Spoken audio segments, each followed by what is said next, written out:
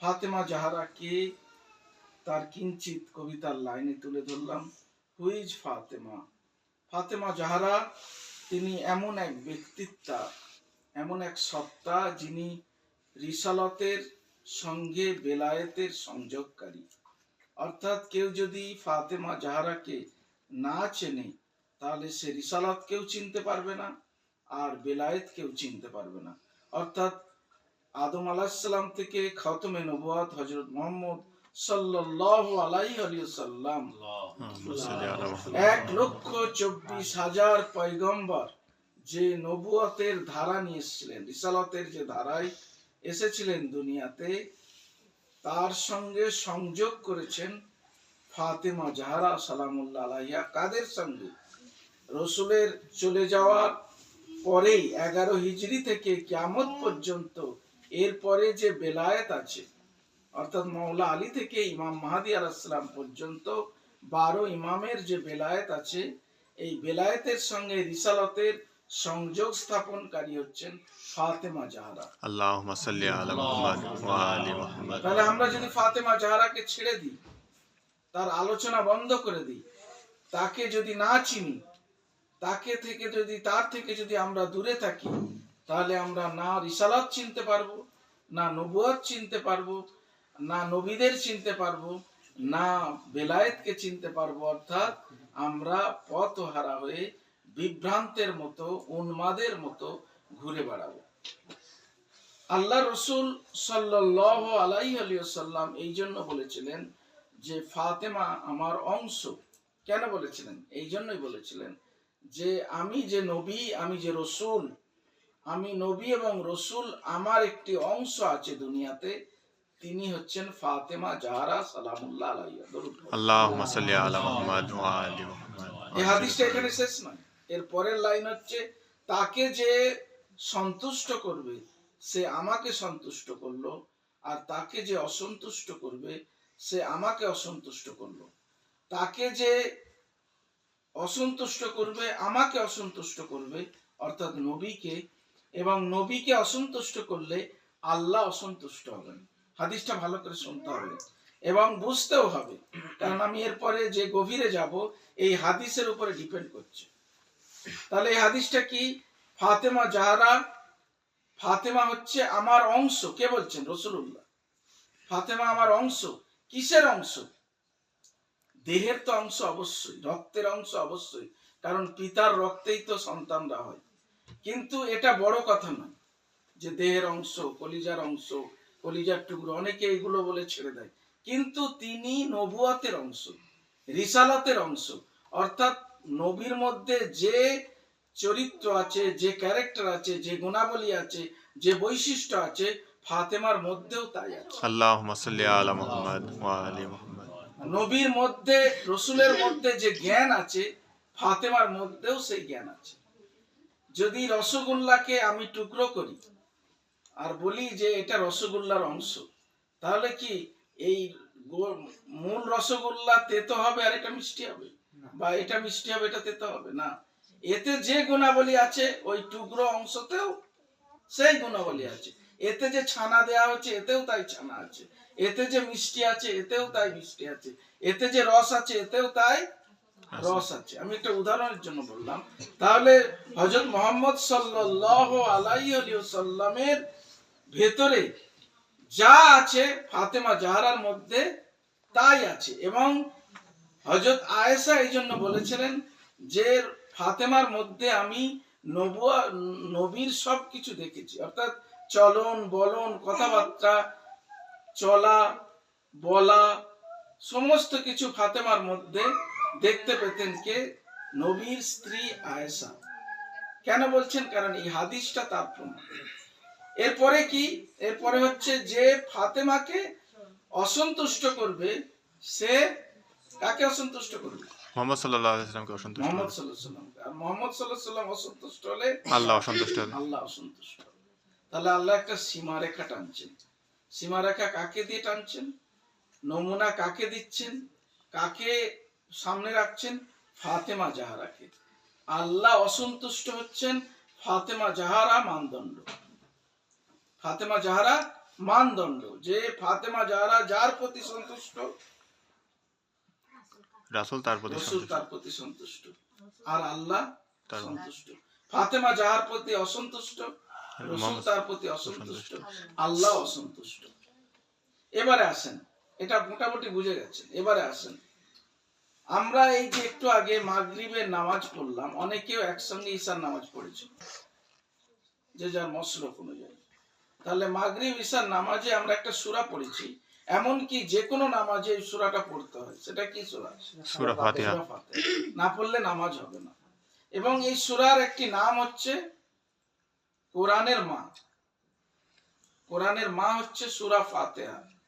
এই সূরা ফাতিহার শেষে একটি লাইন আছে, সেই লাইনটা হচ্ছে গায়রুল মাগযুবি আলাইহিম ওয়ালাদ-দাল্লিন। তাহলে এখানে দুটি পথের কথা বলা হয়েছে, যে মানুষ যখন বলে যে ইহদিনাস সিরাতুল মুস্তাকিম, আমাদেরকে সহজ সরল পথ দেখানো হোক, তখন আল্লাহ ওখানে পরের লাইনে বলছেন যে এই পথটা চাও যে পথে আল্লাহর নিয়ামত আছে, আল্লাহর সন্তুষ্টি আছে। সেই পথ নয় যে পথে আল্লাহর গজব আছে, আল্লাহর অসন্তুষ্টি আছে। ভালো করে খেয়াল করেন। এই জন্য আমি হাদিসটা নিয়ে এলাম যে ফাতেমা যাহার প্রতি অসন্তুষ্ট, রসুল তার প্রতি অসন্তুষ্ট। রসুল যার প্রতি অসন্তুষ্ট, আল্লাহ তার প্রতি অসন্তুষ্ট। তাহলে এই সূরাতে আল্লাহ বলছেন সেই পথটা তোমরা চাও যে পথে ফাতেমার সন্তুষ্টি, যে পথে আল্লাহ সন্তুষ্টি আছে, আল্লাহর রহমত আছে। আর এখানে হাদিসে কি বলছে? হাদিসে এটাই বলছে যে ফাতেমা যার প্রতি সন্তুষ্ট। তাহলে আল্লাহ কার প্রতি সন্তুষ্ট? ফাতেমা যার প্রতি সন্তুষ্ট। আল্লাহ কার প্রতি অসন্তুষ্ট? আল্লাহ কার প্রতি গজবনাক হয়ে আছেন? ফাতেমা যার প্রতি অসন্তুষ্ট, যার প্রতি গজবনাক হয়ে আছে, অসন্তুষ্ট হয়ে আছে। ফাতেমা যার থেকে মুখ ঘুরিয়ে নিয়েছে।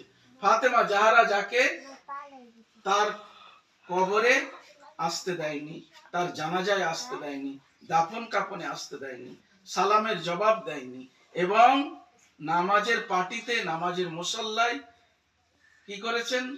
বদদোয়া করেছেন, লানত দিয়েছেন।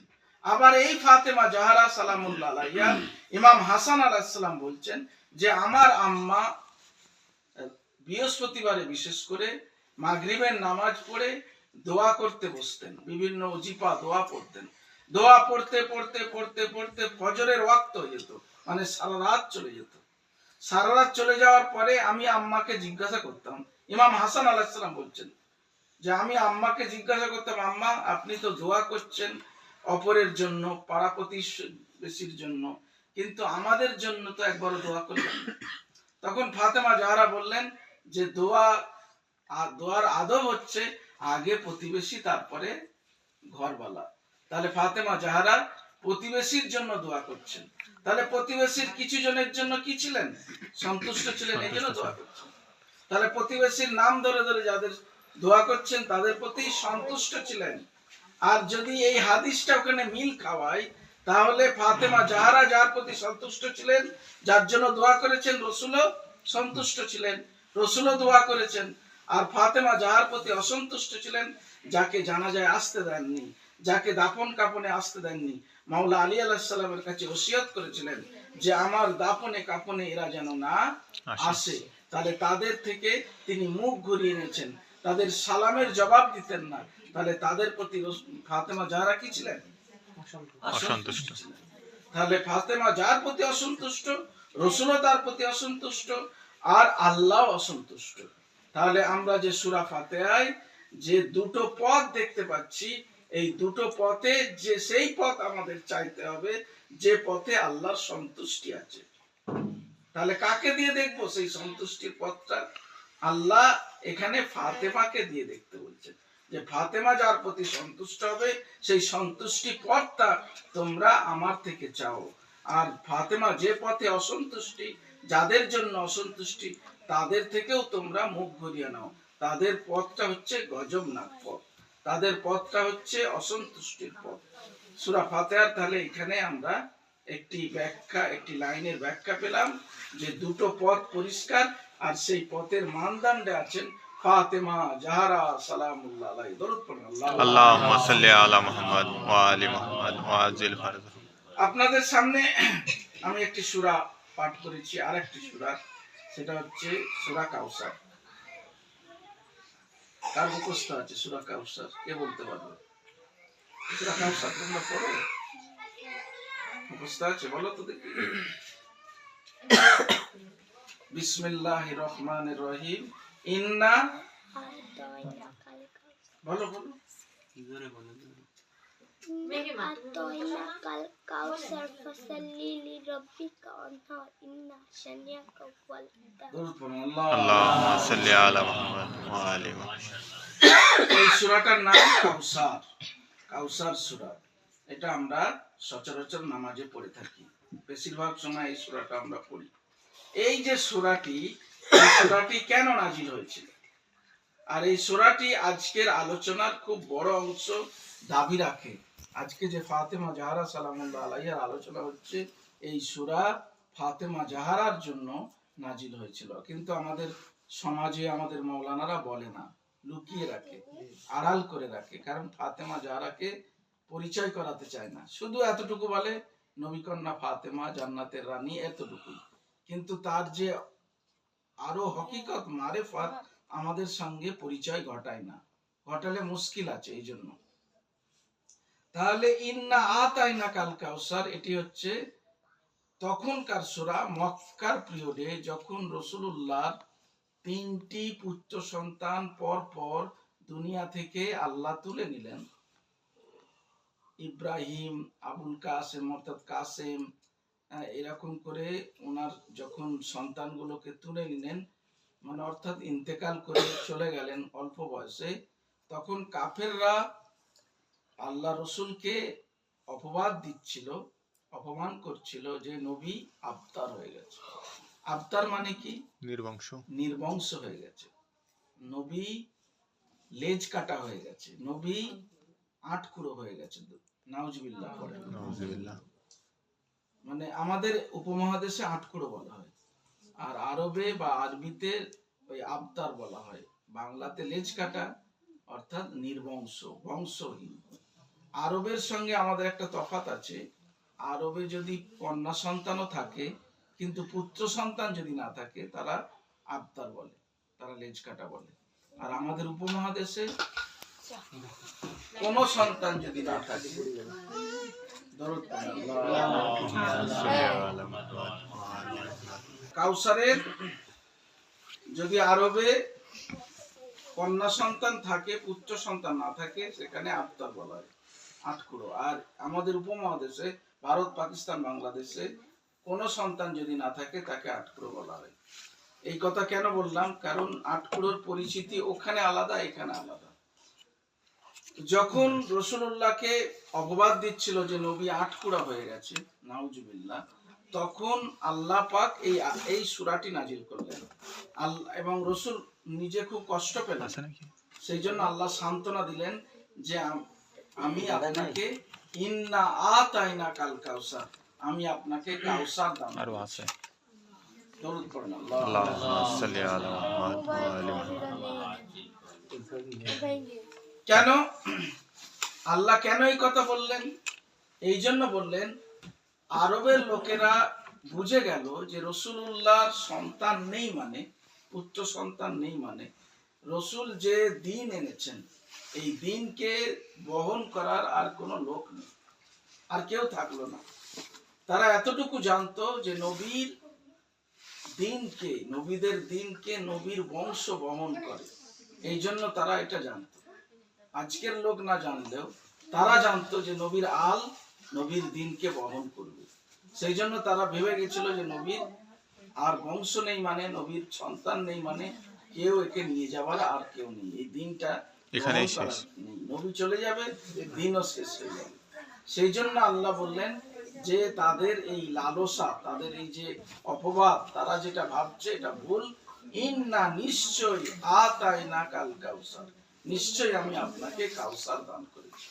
অর্থাৎ আমি আপনাকে এমন একটি সত্তা দিয়েছি যে আপনার এই যে কাফেররা যেটা বলছে, দিন বহন করার কেউ নেই, আমি যা দিয়েছি সেই আপনার দিনকে বহন করবে। সে কে? ফাতেমা জাহরা সালামুল্লাহ। তাহলে কাউসারের সরাসরি মানে হচ্ছে ফাতেমা জাহরা, কিন্তু ডিকশনারি মানে হচ্ছে কাউসার মানে হচ্ছে যা বেড়ে যায়, বর্ধিত হয়ে যায়, অর্থাৎ আওলাদে কাসির।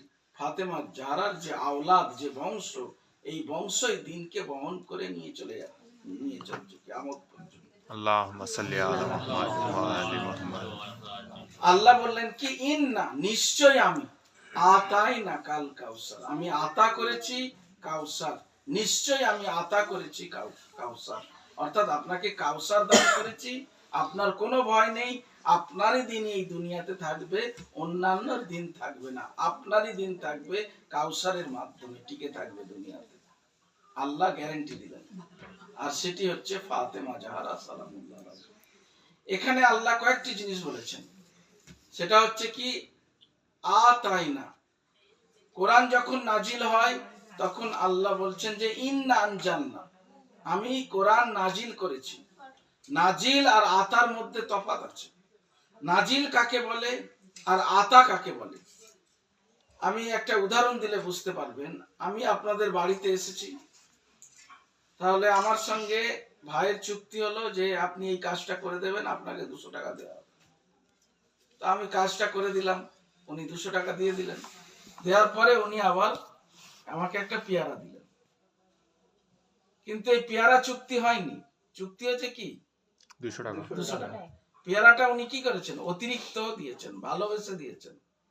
তাহলে এখানে দুটো জিনিস দিয়েছেন, 200 টাকা দিয়েছেন আর পেয়ারা দিয়েছেন।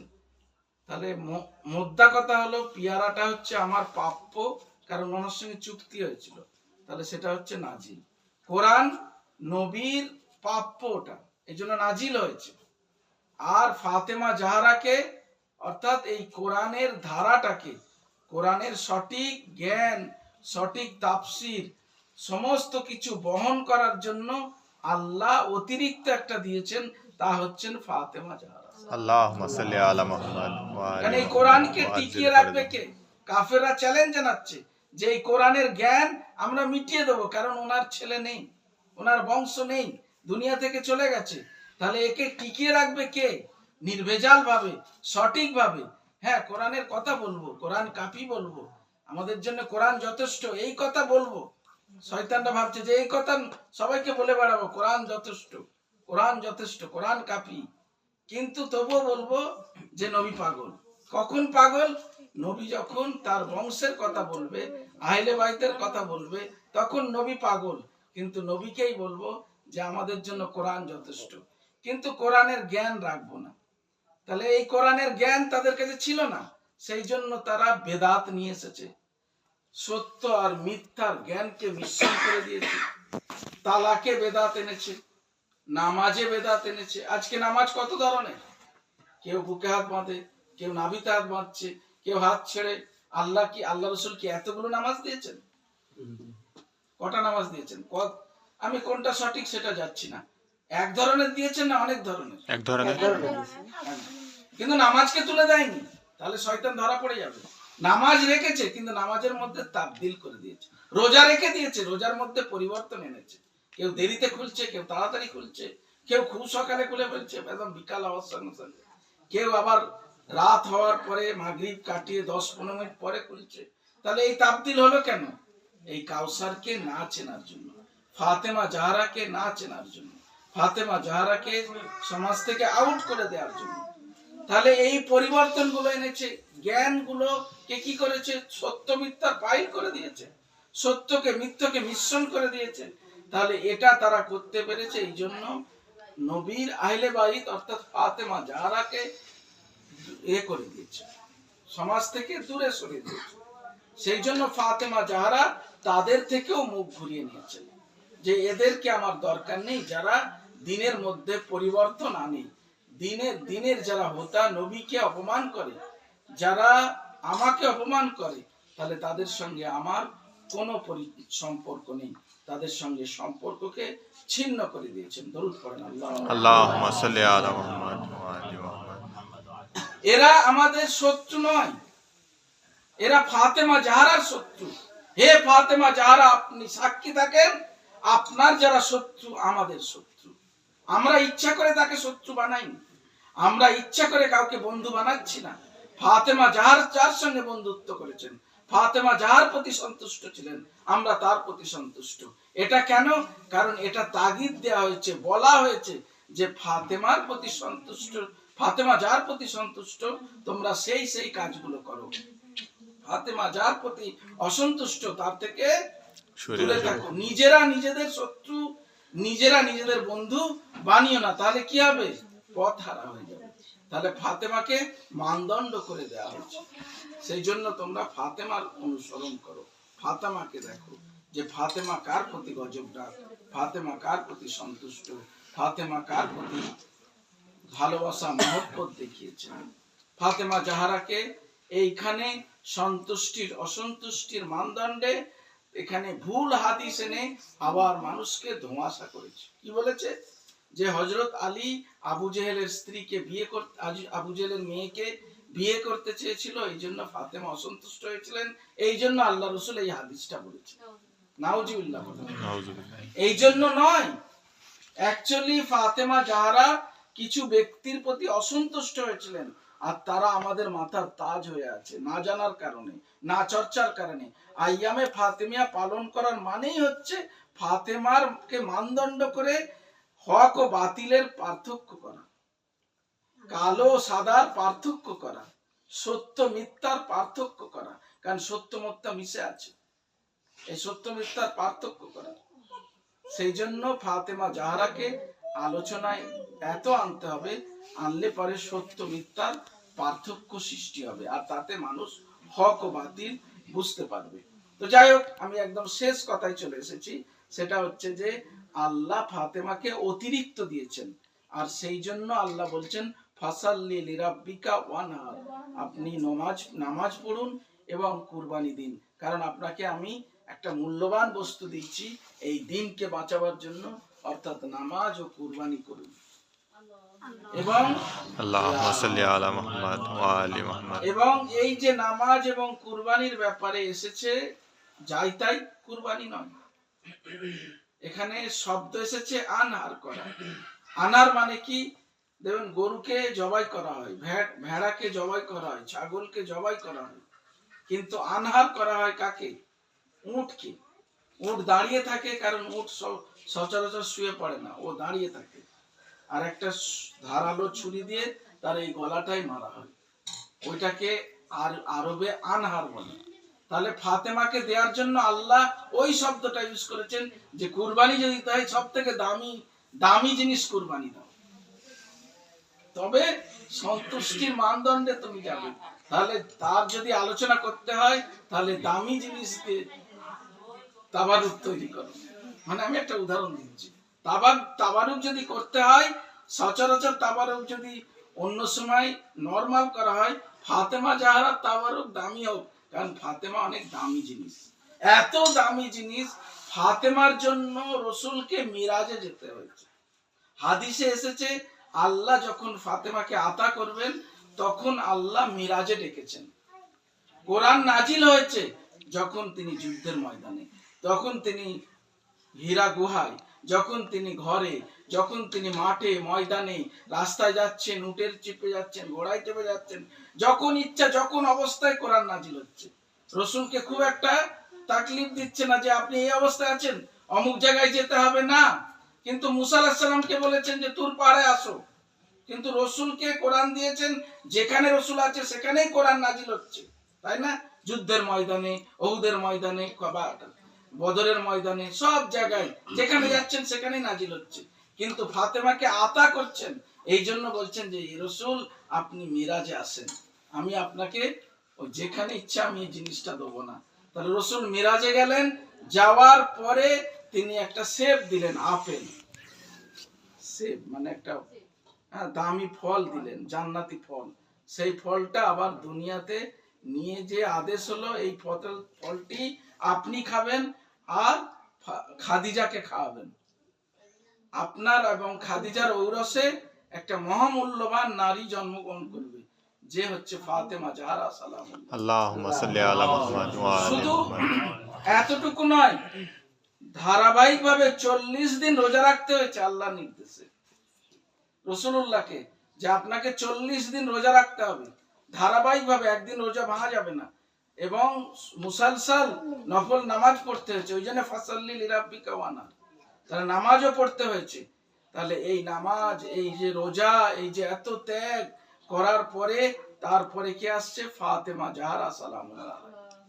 আল্লাহুম্মা এই সাল্লি জন্য আলা ফাতেমা জাহরা এত মূল্যবান মহিলা, যার জন্য রাসূলুল্লাহ যখন ফাতেমা আসতেন রাসূল নিজে দাঁড়িয়ে যেতেন। 1,24,000 পয়গম্বর যাকে দেখে দাঁড়িয়ে যায় তিনি হচ্ছেন সাইয়্যিদুল আম্বিয়া, আর যাকে দেখে রাসূল দাঁড়িয়ে যান তিনি হচ্ছেন ফাতেমা জাহরা। আল্লাহুম্মা সাল্লি আলা মুহাম্মাদ ওয়া আলি মুহাম্মাদ। তাহলে কত বড় মহান ব্যক্তিত্ব। এটা রাসূল কেন পরিচয় দিচ্ছেন? এটা সুন্নতে রাসূল নয়। কোন বাপ আজ পর্যন্ত তার মেয়ের জন্য দাঁড়ায়নি, দাঁড়িয়েছে? আপনি আপনার মেয়ের জন্য দাঁড়ান? কারণ এটা সুন্নত নয় যে নবী দাঁড়িয়েছেন আমরা দাঁড়িয়ে গেলাম, সুন্নত নয়, এটা আজমতে ফাতেমা, ফাতেমার আজমত, সেজন্য রাসূল দাঁড়িয়ে যেতেন। এত মহান ব্যক্তিত্ব। এবং আল্লাহ সব থেকে কাউকে যদি ভালোবাসতেন তিনি হচ্ছেন ফাতেমা জাহরা সালামুল্লাহ। আল্লাহুম্মা সাল্লি আলা নারে মুহাম্মাদ তাকবীর, ইয়া আল্লাহ নারে তাকবীর, ইয়া আলী নারে রিসালাত, ইয়া রাসূলুল্লাহ নারে রিসালাত, ইয়া রাসূলুল্লাহ নারে হায়দারি, ইয়া আলী নারে হায়দারি, ইয়া আলী নারে হায়দারি, ইয়া আলী হুসাইনিয়াত, জিন্দাবাদ হুসাইনিয়াত, জিন্দাবাদ ইয়াজিদিয়াত, মুর্দাবাদ ইয়াজিদিয়াত, মুর্দাবাদ ইমামে জামানা জিন্দাবাদ, জিন্দাবাদ ইমামে জামানা জিন্দাবাদ ইমামে জামানা জিন্দাবাদ আর মোহাম্মদ ওয়া আলি মোহাম্মদ। আল্লাহুম্মা সাল্লি আলা ফাতেমা জাহরা এত মূল্যবান, এবং ফাতেমা জাহরা হচ্ছেন কেন্দ্রবিন্দু, মার্কাজ। কিসের মার্কাজ? তিনি সব নবী, রসুল, গৌস, কুতুব, সিদ্দিক, আম্বিয়া, ইমাম, যতজন পৃথিবীতে আল্লাহর প্রতিনিধি হয়েছেন, যত এসেছেন, সব কিছুর মার্কাজ হচ্ছে ফাতেমা। এই জন্য রসুল বললেন উম্মে আবিহা, আমার মা, অর্থাৎ পিতার মাতা হচ্ছে ফাতেমা জাহরা। যদি পিতার মাতা হয় মানে নবীর মা ফাতেমা জাহরা, কিন্তু নবীর কন্যা উনি, কিন্তু রসুল কি বলছে? উম্মে আবিহা, অর্থাৎ পিতার মাতা, মা, মা ফাতেমা। মা মানে মার্কাজ। সাবিনা সন্তানদের মার্কাজ কে? সন্তানদের মার্কাজ হচ্ছে মা। একটা 5-6টা সন্তান থাকলে তার মার্কাজ কে? মা। তাহলে রিসালাতের মার্কাজ হচ্ছে ফাতেমা জাহরা, আর সেই মার্কাজকে কেন্দ্র সমস্যা হলে করে ফাতেমা জাহরা সালামুল্লাহ আলাইহা। আসতে দেন ওটা বাকিটা। ফাতেমা জাহরা সালামুল্লাহ আলাইহা তিনি সেই মার্কাজ। এই জন্য চাদরের ভিতরে যখন তাকে সবাই গেলেন পাক পাঞ্জাতন, হাদিসে কিসা জানেন? চাদরের ভিতরে যখন গেলেন তখন ফেরেশতারা নূরের ঝলক দেখে জিজ্ঞাসা করছেন এর ভিতরে কে? তখন আল্লাহ বলেছেন এখানে ফাতেমা আছে, ওম ফাতেমা। এবং তার ফাতেমার আব্বা আছে, ফাতেমার স্বামী আছে, ফাতেমার 2 সন্তান আছে, হাসান হুসাইন। ওখানে বলেননি যে ওখানে রসুল আছেন, রসুলের মেয়ে আছেন, রসুলের জামাই আছে, এটা বলেননি। বলে আল্লাহ কি বলছেন? ফাতেমা আছে, ফাতেমার আব্বা আছে। এই জন্য একটা হাদিস আছে, খুব বিখ্যাত হাদিস, যে আমি এই দুনিয়া সৃষ্টি করতাম না, এদিকে একটু খেয়াল রাখেন, আমি এই দুনিয়া সৃষ্টি করতাম না যদি না আমি আমার মোহাম্মদকে সৃষ্টি করতাম। আমি এই মোহাম্মদ সৃষ্টি করতাম না যদি না আমি আলীকে সৃষ্টি করতাম। আমি আলীকে সৃষ্টি করতাম না যদি হাসান হুসাইনকে সৃষ্টি ভিতরে ঢুকে পড়া থাকে একদিন। আমি হাসান হুসাইনকে সৃষ্টি করতাম না যদি ফাতেমাকে সৃষ্টি না করতাম। আল্লাহুম্মা সাল্লি আলা তাহলে মার্কাজ কে হলো? ফাতেমা জাহরা। তাহলে এই দুনিয়া, এই সমস্ত কিছু সৃষ্টির মূলে ফাতেমা জাহরা সালামুল্লাহ আলাইহা। দরুদ পড়ুন আল্লাহুম্মা সাল্লি আলা মুহাম্মাদ। ওয়া আখিরু দাওয়ানা আলহামদুলিল্লাহি রাব্বিল আলামিন। এখন আপনাদের সামনে